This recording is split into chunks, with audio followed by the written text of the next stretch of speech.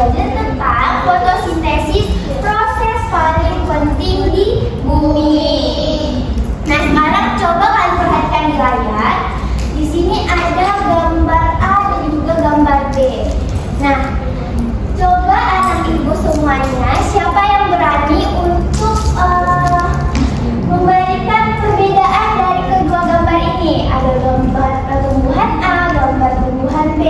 Nah, yang berani menunjuk tangan, ibu akan kasih hadiah, kasih satu perbedaan. Coba.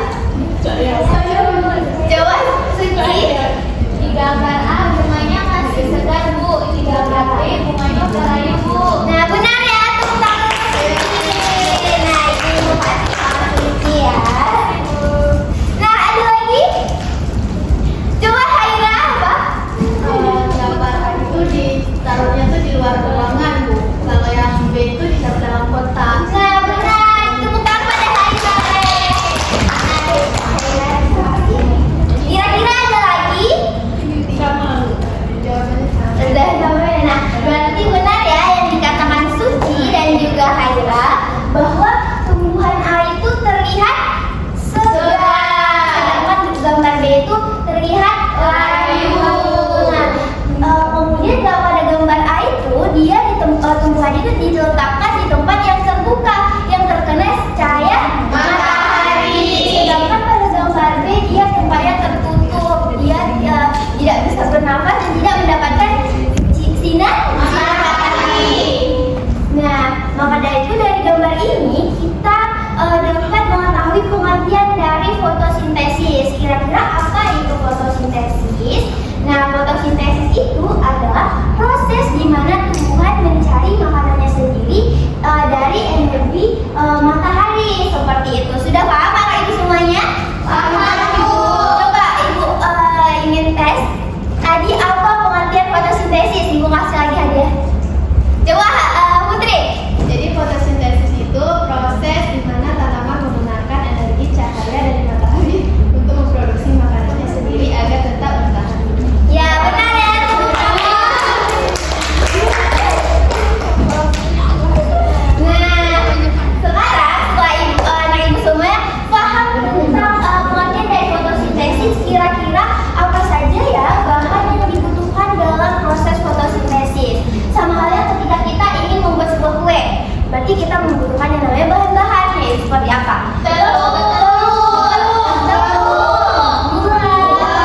Margarin, ya kan? Nah, itu dengan fotosintesis ternyata dia membutuhkan yang namanya bahan-bahan, yaitu ada apa saja? Cahaya matahari, air, karbon dioksida, dan klorofil. Nah, coba ulangin Rizky, apa aja bahan dari fotosintesis? Cahaya matahari, air, karbon dioksida, klorofil.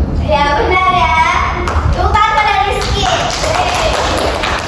Nah, setelah kita mengetahui bahan-bahan dari fotosintesis, kita lanjut tentang proses fotosintesis itu, tahapan dalam melakukan fotosintesis. Nah, agar kalian lebih memahaminya, di sini ibu ada pop-up book namanya tentang proses fotosintesis pada tumbuhan. Kita buka bersama-sama ya. Yuk. 3, 2, 1. Nah, jadi di sini ada tahapan dalam kita melakukan proses dalam tumbuhan melakukan proses fotosintesis. Nah, yang pertama itu matahari. Matahari merupakan sumber energi cahaya dan juga energi panas. Nah, cahaya sinar matahari ini nantinya akan diserap oleh daun, untuk melakukan proses fotosintesis. Nah, yang kedua itu air yang ada di dalam tanah nantinya akan diserap oleh akar pada tumbuhan, kemudian akan disalurkan ke daun melalui batang, seperti itu. Nah, tahap yang ketiga, manusia dan hewan itu ketika bernafas akan mengeluarkan karbon dioksida. Benar sekali. Nah, jadi karbon dioksida ada namanya CO2. Coba siapa yang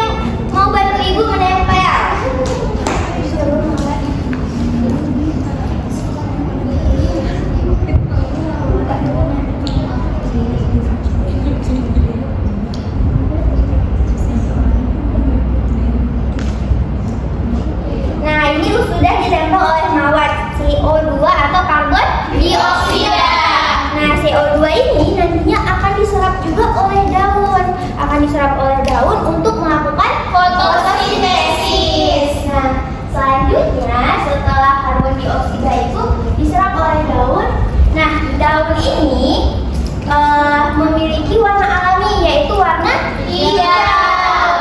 Nah, yang kita sebut dengan klorofil, yaitu zat hijau pada daun.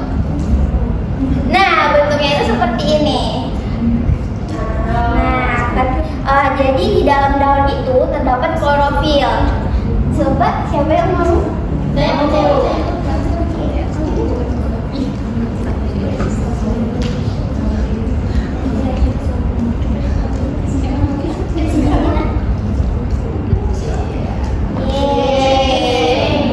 Nah, klorofil ini memiliki peran yang sangat penting dalam proses fotosintesis.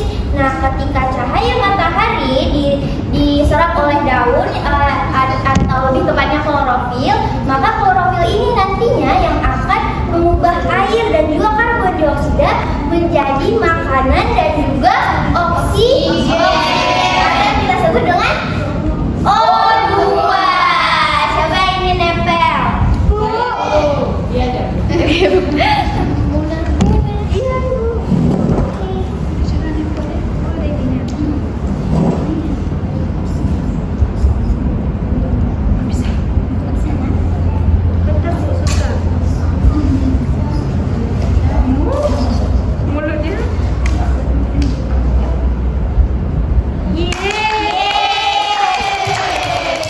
Nah, ketika proses fotosintesis itu dilakukan, maka tumbuhan itu akan mengeluarkan yang namanya O2 dan juga karbohidrat atau makanan. Seperti itu. Nah, coba kita lihat slide selanjutnya.